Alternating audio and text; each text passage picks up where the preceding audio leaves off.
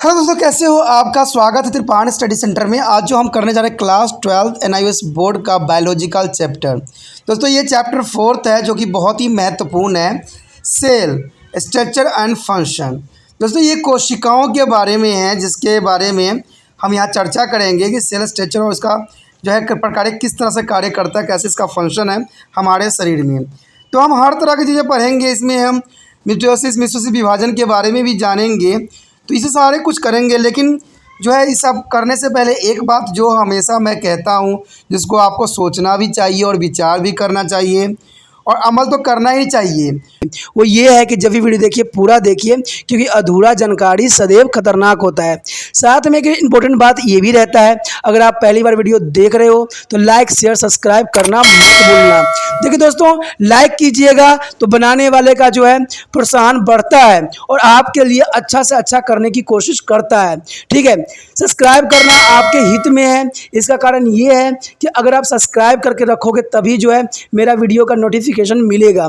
और आपको पता है कि मैं हर क्लास का जो है सब्जेक्ट डालता ही रहता हूँ समय समय पे। तो अगर सब्सक्राइब करके नहीं रखिएगा तो शायद उस वीडियो से आप अनभिज्ञ रह जाइएगा, यानी वो आपको प्राप्त नहीं होगा और आप उसका नॉलेज नहीं ले पाइएगा।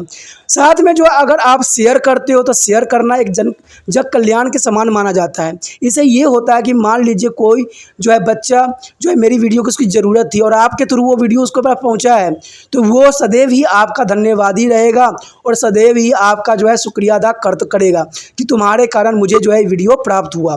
तो दोस्तों आपको पता ही होगा कि त्रिपाण स्टडी सेंटर सिर्फ एक क्लास के लिए ही अग्रसर नहीं है, ये कई क्लासों के लिए अग्रसर है।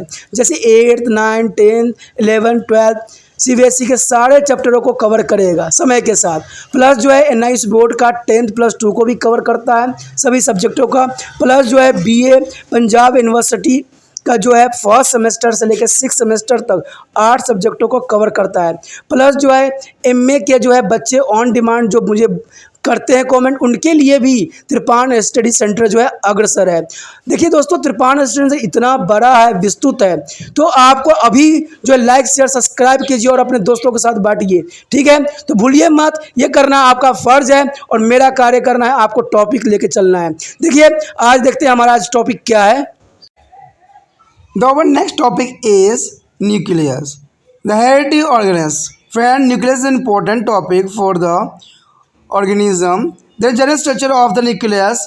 It is the largest organelle. Is the clear when to the cell is not be dividing and is staining deeply. It is mostly spherical. WBC has a labeled nuclei. It is mostly one is each cells unicellulate, as some cells have a many nuclei, multicellulate, and double-layered nucleus membranes having fine nuclear pores and enclosed nucleoplasma, and which contain the containing networks and the nuclei. What is the function of the nucleus? The function of the nucleus is the function to maintain the cell is the working order. They coordinate their activity of other cells organs and take care of the repair work. They participate directly in a cell division to provide to genetically identically daughter cells. The division is called mitosis cell division. They participate in the production of the meiosis gamete and meiospore through the another types of cell divisions called mitosis cell division. The part of nucleus are given here. The first is a nuclear membrane. The nuclear membrane is a double layer membrane is a ruptured by large number of nuclear pores. The membranes are made up to the lipids and protein like a plasma membranes and has a ribosome attached on their outer membranes, which make the outer membranes rough. Therefore, allow to the transport of large molecules and out of nuclei, and their membranes keep the heredity and materials in a contact with the rest of the cell. And the chromatin within their nuclear membranes there is a jelly-like substance. Is a carolymphos or nucleoplasma rich in a protein. In the carolymphos is a fibrillous structure from a network called chromatin fibril, which get a coincidence said, and to be their structured body is called to chromosome. During the cell division, on their standing, their chromosomes, two regions can be identified in their chromatins materials, heterochromatics dark and achromatins the light. So heterochromatics has a highly copied DNA and genetically less active. There are achromatin with their highly uncoiled DNA and genetically more active. The number of chromosome is a fixed in a on organism. During to mitosis, cell division, chromosome divided in the manner that is daughter cells receive the identically amount of heredity of matter. When there is a nucleus, is a membraneless is a sporoidal body present in all eukaryotic cells except in the sperm in a some algae. Spermos is a some algae. There is a number varies from 1 to few. There stand uniformly and deeply. It has a DNA, RNA, and proteins. The storehouse of the RNA and proteins it is disappear during the earlier phase of cell cycle and reappear after the telophase in the newly formed daughter nuclei. Here, they regulate the synthesis activity of the nucleus, and the nucleus and the cytoplasm are interdependent, and this process is equal to the nucleus cytoplasma interaction. दोस्तों हमारे समक्ष जो है केंद्रक, देखिए केंद्रक क्या होती है। कहते हैं किसी भी जीव को बने रहने के लिए न्यूक्लियस बहुत ही इम्पोर्टेंट है। आपने किसी भी जीव को देखे होंगे तो उसमें जो है न्यूक्लियस यानी केंद्रक जरूर लिखा होगा। आखिर केंद्रक क्या काम करता है, केंद्रक का क्या महत्व है। कहते हैं हर चीज़ों को जानना जो है एक बायोलॉजिकल स्टूडेंट के लिए अत्यंत महत्वपूर्ण है, क्योंकि आगे चल के उनको जो है पीएमटी एग्ज़ाम भी देना पड़ता है जो कि काफ़ी महत्वपूर्ण होता है। तो उसमें ऐसे ही क्वेश्चन पूछे जाते हैं। जो बच्चे जो है लाइन टू लाइन पढ़ते हैं उन्हीं वही जो है पीएमटी क्रैश कर पाते हैं, क्योंकि कहते हैं केंद्रक जो है अनुवांशिक कोशिका अंगक होता है। इसका मतलब है कि इसमें अनुवांशिक सारी इन्फॉर्मेशन न्यूक्लियस में प्रेजेंट होगी, यानी केंद्रक में जो है सारी इन्फॉर्मेशन अवश्य होगी। कहते हैं केंद्रक की सामान्य संरचना होती है, ये संरचना अत्यंत महत्वपूर्ण जो है रोल अदा करता है। ये सबसे बड़े आकार की कोशिका अंगक होते हैं और कोशिका जब विभाजन नहीं कर रही होती है तब ये स्पष्ट रूप से दिखाई देता है, यानी कोशिका जब विभाजन नहीं होती है तब जाके ये जो है दिखता है। कहते हैं रंजक में रंगने पर गहरा रंग धारण करता है, अधिकतर जो है गोलाकार होता है। अश्वेत रुधिर कोशिकाओं का केंद्रक जो है पॉलीयूथियोलेट होता है जो कि महत्वपूर्ण इसको बनाता है। कहते हैं प्रत्येक कोशिका में अधिकांशतः केवल एक ही केंद्रक होता है, यानी यूनिकेल्युलेट जो होती है एक केंद्रकीय होती है, लेकिन कुछ कोशिकाओं में एक से अधिक केंद्रक हो सकते हैं, जैसे कि बहुकेंद्रकीय यानी मल्टी न्यूक्लिएट। प्रत्येक यानी देखिए प्रत्येक कोशिका में अधिकांश केवल एक ही केंद्रक होता है, यानी यूनिकेल्युलेट यानी एक केंद्रीय। इन कुछ कोशिकाओं में एक से अधिक केंद्रक हो सकते हैं। कहते हैं दोहरी परत की केंद्रकीय झिल्ली जिनमें काफ़ी छोटे छोटे केंद्रकीय छिद्र होते हैं जो है केंद्रक द्रव्य के चारों ओर से घिरे रहती है। केंद्रक द्रव्य में जो है क्रोमैटिन्स जालक और एक केंद्रकीय यूक्रोसोल्स होते हैं जो कि महत्वपूर्ण बनाता है। अब सबसे पहले तो यही बात आता है कि इसका कार्य क्या होता है किसी भी सेल्स के अंदर। देखिए दोस्तों कार्य बहुत ही महत्वपूर्ण बात रखती है किसी भी के लिए। ये कहते हैं केंद्रक को जो है क्रियाशील रूप में बनाए रखता है। देखिए जो केंद्रक होता है वो कोशिका को क्रियाशील बनाए रखने में अत्यंत महत्वपूर्ण योगदान देता है। कहते हैं विभिन्न कोशिकांगों के कार्यकलापों के समन्वय बनाए रखता है, यानी विभिन्न कोशिकांगों को जो है कार्यकलाप के समन्वय बनाए रखता है और साथ में जो होती है टूट फूट की मरम्मत में भी सहायता करती है। देखिए दोस्तों याद रखना न्यूक्लियस के काम अच्छा सा है कि टूट फूट की मरम्मत में भी सहायक करता है। कहते हैं कोशिका विभाजन में प्रत्यक्ष रूप से भाग लेता है। जब कोशिका विभाजन होती है दोस्तों तब जो है प्रत्यक्ष रूप से ये भाग लेती है ताकि आनुवंशिकता सामान्य संदर्भ कोशिकाएं बन सके। और इस विभाजन को जो है सूत्री विभाजन माइटोसिस कहते हैं, यानी सूत्री विभाजन जो होता है जो आगे आप करोगे ठीक है माइटोसिस कहते हैं। इससे जो है समसूत्रण भी कहा जाता है। ठीक है ये विभाजन भी बहुत महत्वपूर्ण होती है किसी भी जीव के लिए। अन्य प्रकार के जो है कोशिका विभाजन म्यूसियसी यानी अर्ध गुणसूत्री विभाजन होता है। ठीक है। मिसोसिस का मतलब होता है अर्धसूत्री विभाजन, इसको मिसोसिस नाम से जाना जाता है। और मिटोसिस जो होती है गुणसूत्री विभाजन होती है। के द्वारा जो है मेयोयुग्मक यानी मेयोगैमेट्स और जो है मेयोब्यूस अणु इनमें से स्पोर का उत्पादन करता है। केंद्रक के विभिन्न भागों के वर्णन नीचे कुछ दिए गए हैं। देखिए अब केंद्रक के साथ क्या क्या होती है। तो केंद्रक के साथ सबसे पहले जो आता है केंद्रकीय झिल्ली पाई जाती है। अब केंद्रकीय झिल्ली का भी अपना एक महत्व होगा जिसको महत्वपूर्ण बनाता है। केंद्रकीय झिल्ली जो होती है दोहरी परत की झिल्ली होती है, इसमें बड़ी संख्या में जो है केंद्रकीय झिल्ली मौजूद होती है, यानी बहुत संख्या में जो होती है केंद्रकीय झिल्ली मौजूद होती है। प्लाज्मा झिल्ली की भांति जो है लिपिड और प्रोटीन से मिलकर बनी होती है। किससे बनी होती है दोस्तों? प्लाज्मा झिल्ली जो होती है और लिपिड और प्रोटीन की बनी होती है। इसकी बाहरी झिल्ली के ऊपर जो है राइबोसोम लगे रहते हैं, जिनके कारण बाहरी परत जो होती है खुरदुरी सी महसूस होती है। यानी जो इसकी बाहरी परत होती है वो कोशिका झिल्ली की वो खुरदुरी सी महसूस होती है। कहते हैं छिद्र बड़े अणुओं को केंद्रक के भीतर बाहर आने और ले जाने का कार्य करता है। यानी छिद्र बड़े अणुओं को केंद्र के भीतर बाहर लाने ले जाने का कार्य करता है। और जो है झिल्लियों अनुवांशिक पदार्थ का शेष कोशिकाओं को संपर्क भी बनाए रखता है। यानी झिल्लियों को क्या करता है दोस्तों? अनुवांशिक पदार्थ का शेष कोशिकाओं से संपर्क बनाए रखने में अपना महत्वपूर्ण योगदान देता है। उसके पश्चात है क्रोमोटीन। कहते हैं क्रोमोटीन का भी अपना एक महत्वपूर्ण कार्य होता है। कहते हैं केंद्रकीय झिल्ली के अंदर एक जेली सब्ज पदार्थ केंद्रक रस यानी कैरियोसोल फिल केंद्रक द्रव्य जिसको निक्लोप्लाज्मा पाया जाता है, जिसमें प्रोटीन प्रचुर मात्रा में पाई जाती है। कैरियोफिलस के तंतुओं जैसे सूत्र जैसी संरचना जल क्रम का निर्माण करते जिन्हें क्रोमोटीन फाइब्रिल कहते हैं। ये संगठित होकर सुस्पष्ट कार्य का निर्माण भी करते जिन्हें हम गुणसूत्र यानी क्रोमोसोम कहते हैं।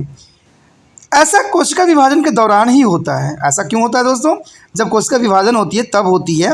गुणसूत्रों को जो है अभिरचित करने पर दो भाग क्रोमोटीन्स पदार्थ में स्पष्ट पहचाने जा सकते हैं। गहरा रंग युक्त जो क्रोमोटीन पदार्थ जो होता है हेट्रोक्रोमोटीन व शेष भाग जो हल्का रंग गहन करता है उसे हम जो है इक्रोमोटीन्स नाम कहते हैं। हेट्रोक्रोमोटीन में अति कुंडलित डीएनए पाया जाता है, यानी अति कुंडलित जो होती है डीएनए पाया जाता है। और इक्रोमोटीन की अपेक्षा यह सामान्य रूप से आनुवंशिक रूप से कम सक्रिय होते हैं। इक्रोमोटीन का जो डीएनए बहुत ज़्यादा जो है विकुंडलित अनकॉइल्ड होता है, आनुवंशिक रूप से अधिक सक्रिय भी ये होता है। उसके पश्चात है किसी भी जीव में गुणसूत्रों की संख्या नियमित होती है। याद रखना दोस्तों कि किसी भी जीव में गुणसूत्रों की संख्या जो होती है एक नियमित होती है, यानी लिमिट में होती है। कोशिका विभाजन में गुणसूत्र इस प्रकार विभाजित होते हैं कि संतृप्त कोशिकाओं को सामान्य मात्रा में आनुवंशिक पदार्थ प्राप्त हो सके।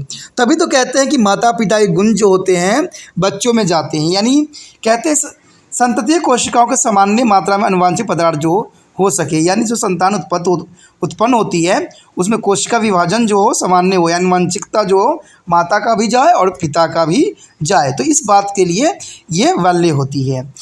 कहते हैं केंद्रीय यानी न्यूक्लियस में जो होता है, कहते हैं जो है झिल्ली रहित गोलाकार कायक जो है शुक्राणुओं तथा कुछ शैवालों के अलावा सभी जो है सुकेंद्रकीय यूकेरियोटिक कोशिकाओं में विद्यमान होता है। यानी ये जो होता है दोस्तों जितने भी शुक्राणु, आपको पता है शुक्राणु गोलाकार कायक शुक्राणुओं तथा कुछ शैवालों के अलावा सभी सुकेंद्रकीय यानी यूकेरियोटिक कोशिकाओं में ये विद्यमान होती है। इनकी संख्या एक से अधिक कुछ तक हो सकती है, एक से अधिक भी हो सकती है। ये सामान्य रूप से अभिरंजित होते हैं और अभिरंजन गहरा होता है।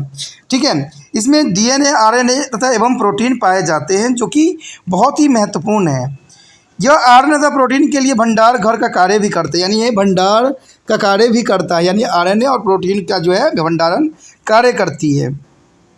कोशिका विभाजन के आरंभिक जो अवस्था में ये लुप्त हो जाती है। जैसे आरंभ होता है कोशिका विभाजन ये लुप्त हो जाता है। अंत्य अवस्था जो टेलोफेज के पश्चात नवनिर्मित सत्र कोशिकाओं में फिर से ये दिखाई देने लगे। जब कोशिका विभाजन बंद हो जाता है दोस्तों तब जाके ये दिखाई देने लग जाता है। केंद्रक संश्लेषित क्रिया का नियमित करता है, यानी केंद्रक की संश्लेषित क्रियाओं का जो है ये नियमन करना इसका कार्य होता है। और इस प्रकार केंद्रक कोशिका द्रव्य परंपरा एक दूसरे पर निर्भर करती हैं और ये प्रक्रम केंद्रक और कोशिका द्रव्य के बीच होने वाली अभिक्रियाओं के बराबर ही माना जाता है।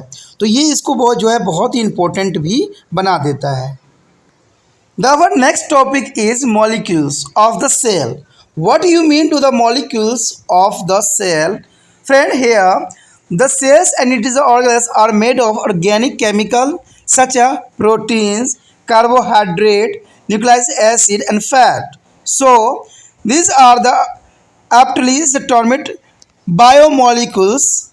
Inorganic molecules such as water and minerals are also present in the cells. Friend, the totally is there is our cells are made by protein, carbohydrate, nucleic acid and fat, and also is a water and mineral present in the cell. So first of all work water.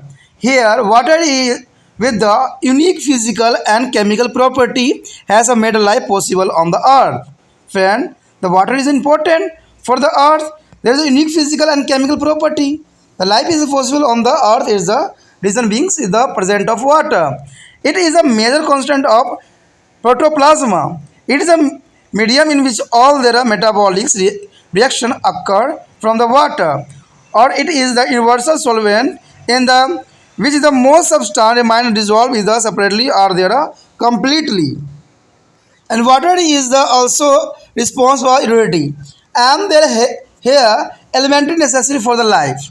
Friend, the elements the hydrogen, carbon, oxygen, nitrogen, calcium, potassium, sodium, magnesium, phosphorus, sulfur, chlorine, iron, bronze, silicon, manganese, copper, zinc, cobalt and molybdenum iodine. What is the function of this? They require for organic compound for their cells and present in the major constant of calcium is a plant cells bola C hydrogen, oxygen, nitrogen and organic compound. They act as a major cations sodium and potassium and anions is the chlorine in the most physically process. A cofactor of enzyme participate in the most of the biochemical reaction of a cells Fe, Cu, Mo, Zn, they involve energy transfer reaction P in a ATP, phosphorus in a ATP. The green pigment chlorophyll in a plants have a magnesium in the center of tetraphorus ring. Here C point is biomolecules. Here carbohydrate. So what is the function of the carbohydrate in a cell? There is a structure is the composed of carbon, hydrogen and oxygen. The function is the most abundant organic substance present in a nature which occurred in the form of cellulose in a plant cell's wall. And simple 6 carbon sugar glucose is called to the monosaccharide. And in both plant and animal it is used as a source of energy and sugar. Two molecules are units joined together to form a discard of sucrose. On important storage from a plants in a starch and in an animal it is a glucogen. There is a fourth point, the more than 10 unit of monosaccharose join in a clean 2 form of the polysaccharide example starch and cellulose. Therefore, the point is present in the nucleic acid is a 5 carbon sugar ribose in the RNA and deoxyribose in the DNA. The second is the amino acid. Amino acid is a basic amino acid structure showing that is the central carbon atom is attached with the amino groups minus NH2 carboxylic acid group and minus COOH1 hydrogen and 1 is a side of group R. There is a function plant have the ability to the utilize of inorganic nitrogen and synthesize amino acid. And second is there are 20 different side of groups which is give a 20 different amino acid. In an animal, principal source of amino acid is provided by their plant animals that it is a consumed in its diet, process and rich of protein. And third is a protein. Protein is a composed of carbon, hydrogen, oxygen and nitrogen. There is a function especially is the protein from an integral part of the membranes. The second point is amino acid joined together by peptides bonded to form a protein molecules. There is a functionally is the form of enzyme there play a vital role in the metabolic reaction. And 20 different amino acids make a numerous simple and complex protein. There is a synthesis of DNA is regulated by protein enzyme. And based on the complexity of their structure, the protein can have a primary, secondary, tertiary, and quaternary structure. There is a protein are so important that nucleic acid directly regulate the protein synthesis. And fifth point is when two protein exit with their other molecules, they are known as the conjugated protein. So, example glucoproteins, lipoprotein, and chromoprotein. And fourth is a nucleic acid. Here they are two types, deoxyribose nucleic acid DNA and ribose nucleic acid means RNA. The full form of DNA is a deoxyribose nucleic acid and RNA is a ribose nucleic acid. There is a function is the DNA is the main genetics material for the almost all organism except contain a virus. Friend, here's a note include a virus for this category. They are long chain polymers as a composed by units called to nucleides as a periodized adenines and glutamines and pyridamines and thymines, cytosine and the nucleides. Their DNA part. Their RNA molecules are involved in the information transfer and protein synthesis and the RNA act of genetic materials. Some virus as a TMV, tobacco mosaico virus, is there a form of RNA present. The each nucleus has a pentose sugar nitrogen base on phosphate group. The DNA has one oxygen less, it is a sugar molecules.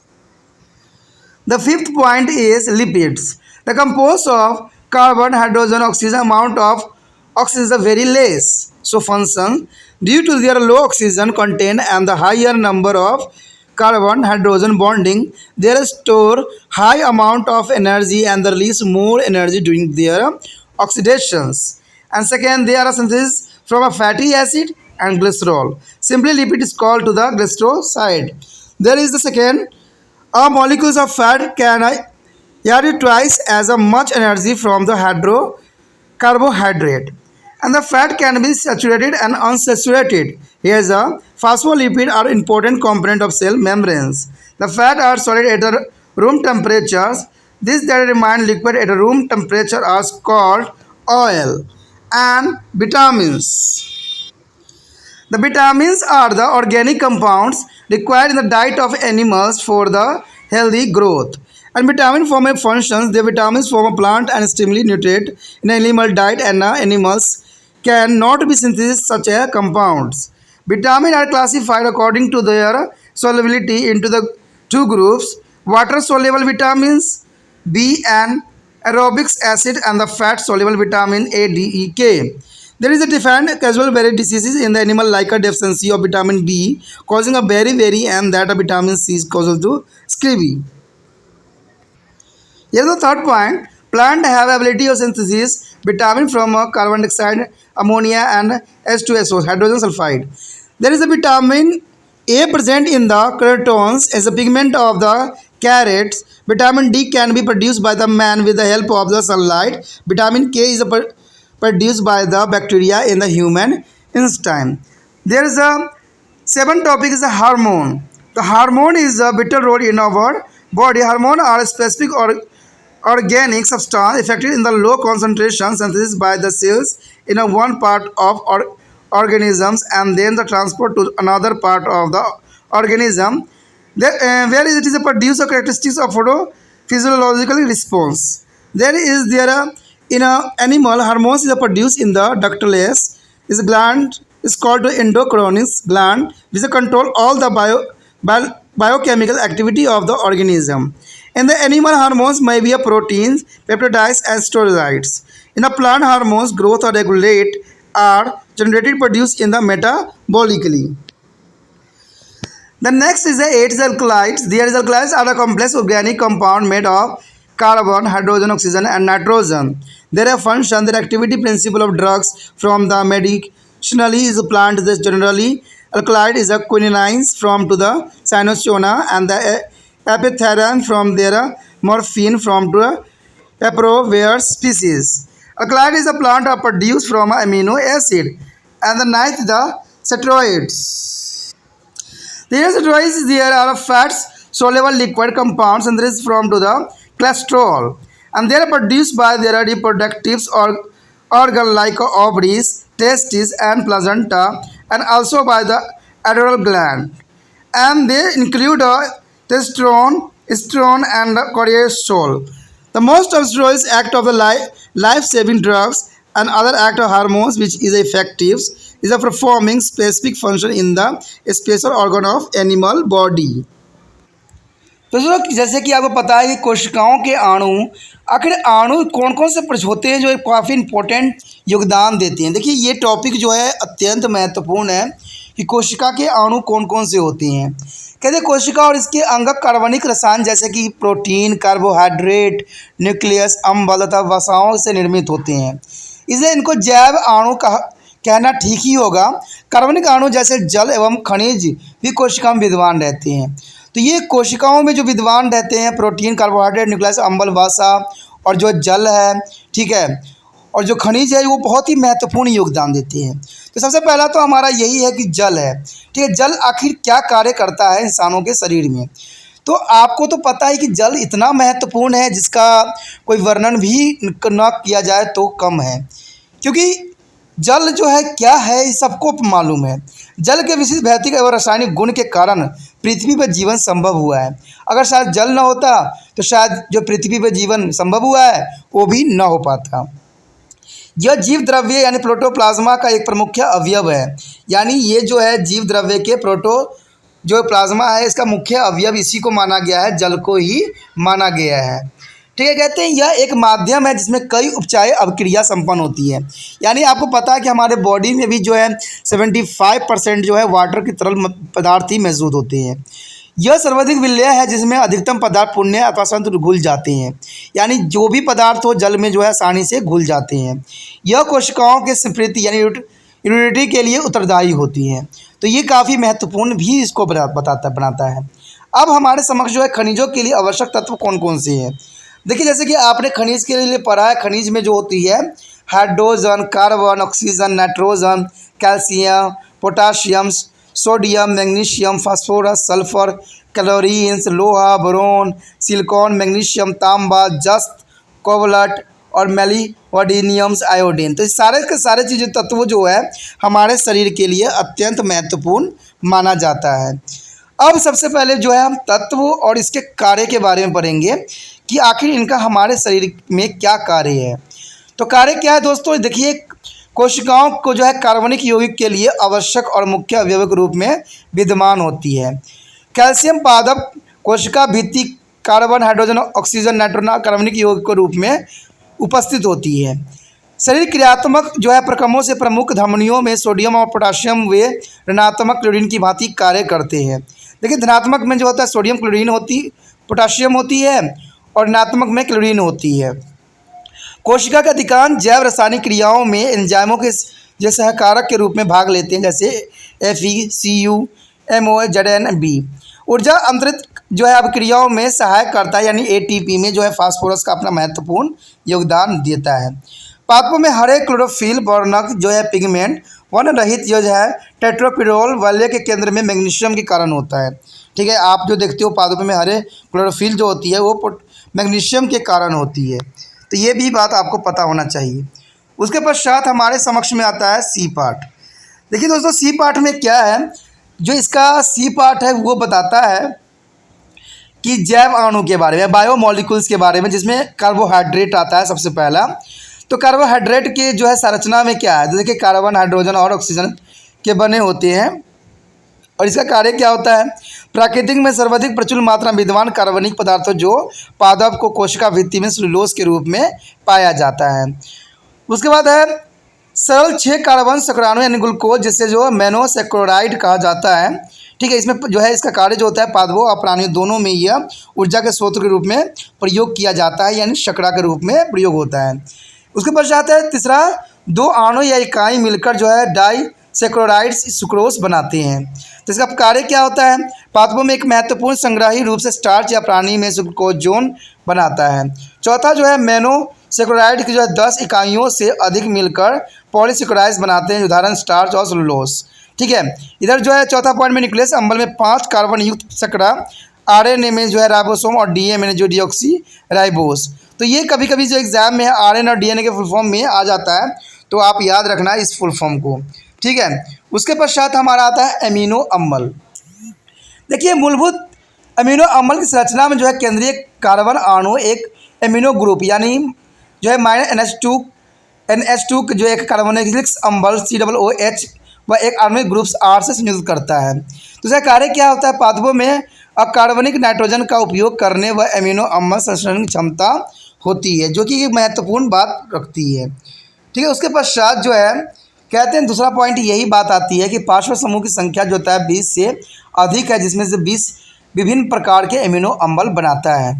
प्राणियों में amino अम्ल का मुख्य स्रोत वे पादप या प्राणी होते हैं जिनको यह अपने आहार में खाते हैं। दालों में प्रोटीन की मात्रा होती है। उसके पश्चात हमारे समझ आता है प्रोटीन, जो तीसरा पॉइंट है। कहते हैं ये कार्बन, हाइड्रोजन, ऑक्सीजन तथा नाइट्रोजन मिलकर बने होते हैं। इसका कार्य जो होता है संरचनात्मक रूप से प्रोटीन झिल्ली की विभिन्न हिस्सा होती है। अमीनो अम्ल जो है पेप्टोडाइज बांधों द्वारा संयुक्त होकर प्रोटीन अणुओं का निर्माण भी करती है। तो यहीं भी जो है प्राकृतिक रूप से एंजाइमों के रूप में ये अपचायित अभिक्रियाओं में महत्वपूर्ण भूमिका भी निभाती है। कहते हैं 20 विभिन्न अमीनो अम्ल अनेकों सरल एवं जटिल प्रोटीन का निर्माण करती है। ठीक है दोस्तों, इसमें डीएनए संश्लेषण का नियमन प्रोटीन द्वारा किया जाता है। संरचना की जटिलता के आधार पर उनकी प्राथमिक, द्वितीय, तृतीय व चतुर्थी संरचना हो सकती है। लेकिन कहते हैं प्रोटीन इतने महत्वपूर्ण होते हैं कि न्यूक्लियस अम्ल सीधे प्रोटीन संश्लेषण का जो नियमन करती है। उसके पश्चात है कि पांचवा पॉइंट यही बात बताती है कि जब प्रोटीन अन्य अणुओं के साथ संयुक्त कर रहते हैं तो उन्हें प्रोटीन जो है संयुक्त प्रोटीन कहते हैं। जैसे उदाहरण के तौर पर ग्लाइकोप्रोटीन, लिपोप्रोटीन और क्रोमोप्रोटीन। उसके पश्चात जो आता है चौथा पॉइंट न्यूक्लियस अम्ल। देखिए, न्यूक्लिक अम्ल का भी अपना एक महत्वपूर्ण योगदान होता है। इसमें यही बात बताया गया है कि ये 2 प्रकार के होते हैं, डीऑक्सीराइबोस न्यूक्लिक अम्ल यानी डीएनए, और जो राइबोस न्यूक्लिक अम्ल होते हैं आरएनए। तो ये कभी कभी फुल फॉर्म के रूप में जो है कभी कभी एग्जाम में आ जाता है, तो ये आपके लिए बहुत ही महत्वपूर्ण है। तो डीएनए की याद रखना क्या होता है? डीऑक्सीराइबो न्यूक्लिक अम्ल, और आरएनए क्या होता है? राइबोस न्यूक्लिक अम्ल। ठीक है, इसका कार्य होता है विशेष विषाणुओं को अतिरिक्त लगभग सभी जीवों में मुख्य अनुवांशिक पदार्थ के रूप में डीएनए पाया जाता है। यानी जो आपके समक्ष जो वायरस होता है वो उसमें ये डीएनए प्रेजेंट नहीं होता है। तो ये बात याद रखना कि जो वायरस होते हैं उसमें डीएनए नहीं होती है। ये न्यूक्लियस इकाइयों की लंबी श्रृंखला बहुलक यानी पोलोमर्स हैं, जैसे कि प्यूरिन्स, एरोनिन्स एंड ग्वालिन एंड पैरोमीडियंस, जैसे थायमिन्स, साइटोसाइन और यूरेसियस। देखिए, ये जो होता है डीएनए के जब हम मॉलिक्यूलर स्ट्रक्चर देखते हैं ना, तो इसमें आपस में ज्वाइंट करने के लिए इन्हीं चीज़ों का जो है उपयोग किया जाता है। कहते हैं आरएनए अणु इस रचना जो है सूचना या हस्तांतरण में प्रोटीन संश्लेषण में मदद करते हैं तथा कुछ विषाणु जैसे तम्बाकू मजाको वायरस यानी TMV यानी टमाको मजाको वायरस में जो है आरएनए आनुवांशिक द्रव्य का कार्य करता है। तो याद रखना कि TMV का फुल फॉर्म जो है तम्बाकू मजाको विषाणु, तो ये याद रखना बहुत जरूरी है, टमाको मजाको वायरस। ठीक है, ये जो है प्रत्येक न्यूक्लियस में जो है प्रोटोज, शर्करा, नाइट्रोजन बेस और फॉस्फोरस ग्रुप होते हैं। और कहते हैं कि ये डीएनए में इनके शर्करा अणुओं में एक ऑक्सीजन, ठीक है, ऑक्सीजन कम होती है। उसके पश्चात हमारे समझ आता है लिपिड। कहते हैं लिपिड जो होती है कार्बन, हाइड्रोजन, ऑक्सीजन के बने होते हैं और ऑक्सीजन की मात्रा अति न्यून होती है।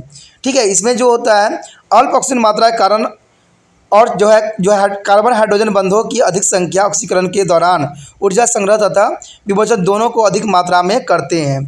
ये वसा अम्लों और ग्लिसरॉल के संश्लेषित किया जाता है, जिसे सरल लिपिड को ग्लिसरॉल कहा जाता है।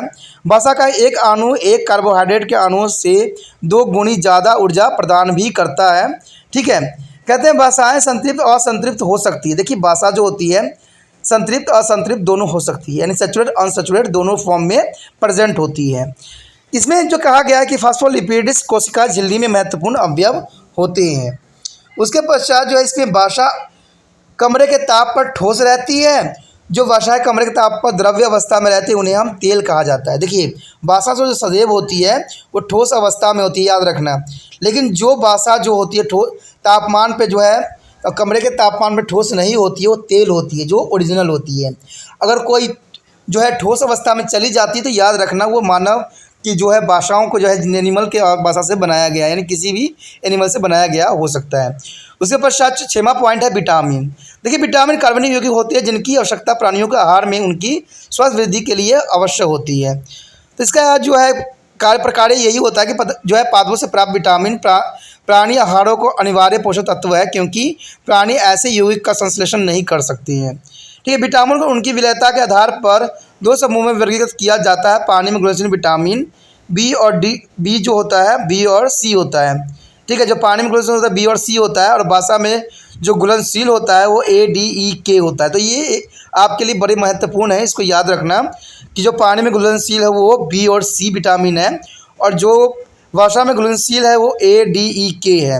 विटामिन कमी से जो प्राणियों में अनेक रोग होते हैं, जैसे विटामिन बी की कमी से बेरी रोग हो जाता है, और विटामिन सी की कमी से स्कीवी नाम की बीमारी हो जाती है। तो ये बहुत ही महत्वपूर्ण रखता है। कहते हैं पादपों में कार्बन डाइऑक्साइड, अमोनिया और हाइड्रोजन सल्फाइड से विटामिन संश्लेषण करने की क्षमता होती है। लेकिन कहते हैं विटामिन इसका कार्य जो होती है विटामिन ए गाजर की कैरोटीन नामक वर्णक में विद्यमान जो है डी मानव द्वारा सूर्य के प्रकाश की सहायता से भी उत्पन्न किया जा सकता है। विटामिन के जो है बैक्टीरिया द्वारा मानव आंत में निर्मित होती है। ठीक है, उसके पश्चात हार्मोन है। हार्मोन तो आपको पता ही है कि इंसानों के लिए बहुत ही या किसी भी जीव के लिए बहुत ही महत्वपूर्ण अदा करता है हार्मोन। हार्मोन विशिष्ट कार्बनिक पदार्थ होते हैं जो कि कम जो है सांद्रता में प्रभावित होते हैं। कोशिकाओं द्वारा इनका संश्लेषण जीवन के एक भाग में होते हैं और तदुपरांत के जो है जीव के दूसरे भाग में भेजे जाते हैं। यहाँ से कई विशिष्ट जो शरीर क्रियात्मक अनुक्रिया करती है। प्राणियों में जिनका वहीन ग्रंथि जिसे अंतस्वायत्त ग्रंथि भी कहते हैं हार्मोन उत्पन्न होते हैं, और वे प्राणियों की सभी जैव रासायनिक क्रियाओं को नियंत्रित भी करती है। प्राणी में हार्मोन प्रोटीन, पोटास और स्टेरॉइड्स हो सकते हैं। कहते हैं पादप में जो है हार्मोन वृद्धि न्यायक सामान्यतः उपचारीय तौर पर सक्रिय कोशिकाओं में उत्पन्न होते हैं एवं संपूर्ण पादप की वनस्पतिक एवं जनित वृद्धियों को नियंत्रण भी करती है। पादपों में प्रोटीन हार्मोन्स नहीं होते हैं। उसके बाद एल्कोलाइड्स होते हैं। एल्कोलाइड जो है कार्बन, हाइड्रोजन, ऑक्सीजन पर नाइट्रोजन से निर्मित जटिल कार्बनिक यौगिक होते हैं। कहते हैं इनका कार्य जो होती है औषधि पादपों में प्राप्त औषधियों के सक्रिय घटक एक्टिव प्रिंसिपल सामान्यतः एल्कोलाइड्स होते हैं। उदाहरण कुकेन, सिनकोना पादप से एफ्रोडाइस, एफ्राडा तथा माफ्रिन पेवर्स जाति पॉपिस के पौधे से पाया जाता है। उसके बाद स्टेरॉइड्स जो होते हैं ये जो है कोलेस्ट्रॉल को जो संश्लेषित वसा में घुलनशील लिपिड यौगिक बनाता है, और कहते हैं कि ये जनन अंगों जैसे कि अंडाशय, भ्रूणों, अपरा द्वारा उत्पन्न किए जाते हैं और अधिविक यानी एडिनल ग्रंथ द्वारा भी निर्मित होती है। तो ये इतना इंपॉर्टेंट कार्य करता है, और इसका कार्य जो होती है अधिकांश स्टील जीवन रक्षक औषधि तक के कार्य करते हैं। और अन्य हार्मोन तरह जो प्राणियों के शरीर को विशिष्ट अंगों पर विशिष्ट कार्य के प्रभाव को डालने से सक्षम होते हैं। ठीक है, इसमें कहा गया है कि इसमें जो है टेस्टोस्टेरोन, ठीक है, एस्ट्रोजन, पेस्टिल्स आदि शामिल होते हैं। टेस्टोस्टेरोन जो होता है पुरुषों में होता है, एस्ट्रोजन जो होता है स्त्रियों में पाए जाते हैं, जो हार्मोन होती है जिनका अपना एक महत्वपूर्ण कार्य होता है। तो दोस्तों इसी के साथ जो है हमारा ये टॉपिक ख़त्म हो जाता है। आगे जो होगा हम डिवीज़न के बारे में पढ़ेंगे, कैसे मिटोसिस मेसोसिस डिवीज़न होता है, जो कि बहुत ही महत्वपूर्ण है आपके समझ के लिए, कैसे ये जो होता है डिवीज़न करके आगे बनता है। लेकिन इस टॉपिक को देखने से पहले आपको जो है सभी टॉपिक देखना अत्यंत महत्वपूर्ण है। तो आप इसी तरह त्रिपाण हिस्ट्री सेंटर के साथ बने रहिए, क्योंकि त्रिपाण हिस्ट्री सेंटर विस्तृत है और ये जो है कई क्लासों के लिए हेल्पफुल रहता है, ये तो पता ही है आपको भी। तो बायोलॉजिकल जो चैप्टर है +2 का, उनके पीएमटी के जो है एग्ज़ाम उनमें भी बहुत कार्यशील रहेगा, क्योंकि यहाँ पर जो है त्रिपाण स्टडी सेंटर हर एक छोटे से छोटे पॉइंट को उठाता है और हर एक छोटे पॉइंट को समझाने की कोशिश करता है। ठीक है, तो ये आपके लिए महत्वपूर्ण होता है।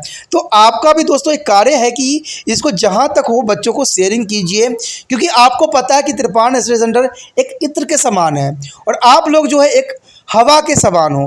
कहते हैं इत्र तभी आगे फैलता है जब हवा जो है वहाँ पर मौजूद हो। अगर आप हवा की तरह इसको नहीं फैलाइएगा तो मैं जो रहूँगा एक ही जगह सिमट जाऊँगा और आगे नहीं बढ़ेगा, तो मैं भी शायद जो होगा वीडियो भी बनाना बंद कर दूं और आपको हेल्प करना भी बंद कर दूं।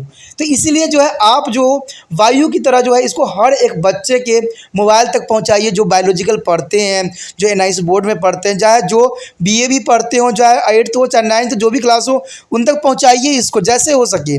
तो तभी जो है त्रिपाणी स्टडी सेंटर एक खुशबू की तरह जो है पूरे इंडिया में फैलेगा और ये जो है विस्तृत बनेगा। क्योंकि मैं अभी एक हूँ, मैं अनेक बनना चाहता हूँ, तो मुझे बनाइए और इसको आगे बढ़ाइए। आप एक वायु की तरह हो और आपको पता है कि वायु जो होता है एक जीवन रक्षक माना जाता है, क्योंकि वायु नहीं रहेगा तो जीवन भी संभव नहीं होगा। तो इसी तरह त्रिपाणी स्टडी का भी रहना संभव नहीं है। तो आप जितना हो सके शेयर कीजिए, जितना हो सके दूसरे बच्चों को फैलाइए, ये आपका कर्तव्य है। ठीक है दोस्तों, हम अगले पार्ट में मिलेंगे, वो भी बहुत ही इंपॉर्टेंट पार्ट जो है सेल डिवीज़न के साथ। तो अपना ध्यान रखना और त्रिपाणी स्टडी सेंटर को जो है लाइक शेयर सब्सक्राइब सदैव ही करते रहना। इसी के साथ जो है दोस्तों हमारा टॉपिक आज खत्म हो रहा है। ठीक है, अगर आपको अच्छा लगा तो लाइक शेयर सब्सक्राइब जरूर कीजिए। अगर पहली बार अगर आप वीडियो देख रहे हो, पहली बार मेरे चैनल पे आए हो, तो सब्सक्राइब करना आपका फर्ज बन जाता है। सब्सक्राइब करने से ये होगा कि जो भी मैं आप क्लास के रिगार्डिंग कोई भी वीडियो डालूंगा उसका नोटिफिकेशन जो है समय समय पर आपको प्राप्त होता रहेगा। अगर सब्सक्राइब नहीं कीजिएगा, अगर आप दोबारा से त्रिपाणी स्टडी सेंटर पर आने की कोशिश कीजिएगा तो वहां पर आप त्रिपाण लिखिएगा तो जो है वो त्रिपस कर देगा। ठीक है, जो आप गूगल पर सर्च करोगे त्रिपस कर देगा, जिससे वजह से आप जो है मेरी वीडियो का जो है फायदा नहीं उठा पाओगे। तो सोचिए मत, विचार मत कीजिए, सब्सक्राइब कीजिए। आप सोचते होइएगा कि मेरे जो एग्जाम खत्म हो जाने के मेरा क्या जरूरत है त्रिपाणी स्टडी सेंटर से। ठीक है, तो इसलिए सब्सक्राइब नहीं करने का सोचिएगा। लेकिन दोस्तों ऐसा नहीं है, त्रिपाणी स्टडी सेंटर जो है बहुत हेल्पफुल है। क्यों? क्योंकि ये जो है आपके 8th class 9th 10th 11th 12th जो आर्ट्स के सब्जेक्ट को कवर करता ही है, प्लस जो है ये एनआईएस बोर्ड के जो है 10th प्लस 2 को भी कवर करता है। साथ में बीए जो है फर्स्ट ईयर से लेकर 6 सेमेस्टर तक बच्चों के लिए ये अग्रसर रहेगा 8 सब्जेक्ट में। तो सोचिए नहीं, विचार नहीं कीजिए, काफी जो है त्रिपाणी स्टडी सेंटर का फायदा ही फायदा है। ठीक है, अगर आप मुझे प्रोत्साहित करोगे तो आपके लिए मैं तरह तरह के वीडियो बनाऊंगा जो आपको फायदा पहुंचाएगा। एग्जाम के तौर पर मैं आपको जो है पेपर भी आपको सोल्यूशन करके दिखाऊंगा जो आपके लिए फायदेमंद रहेगा। अगर नहीं सब्सक्राइब कीजिएगा, मेरा मनोबल घटेगा, तो हो सकता है कि आपको फिर दोबारा मैं ना वीडियो बनाऊं और आपको फायदा ना पहुंचाऊं। तो अभी भी नहीं सोचिए, मेरा जितना आप फैलाइएगा, जितने दूसरे बच्चों के साथ शेयर कीजिएगा, उतना जो है मैं आपके लिए कार्य करने में अग्रसर रहूंगा। ठीक है दोस्तों, इसे सोचिए मत, विचार मत कीजिए, अभी सब्सक्राइब कीजिए और अपने व्हाट्सएप स्टेटस पे लगाइए और दूसरे बच्चों के साथ भी शेयर कीजिए। ठीक है दोस्तों, अपना ध्यान रखना। बाय।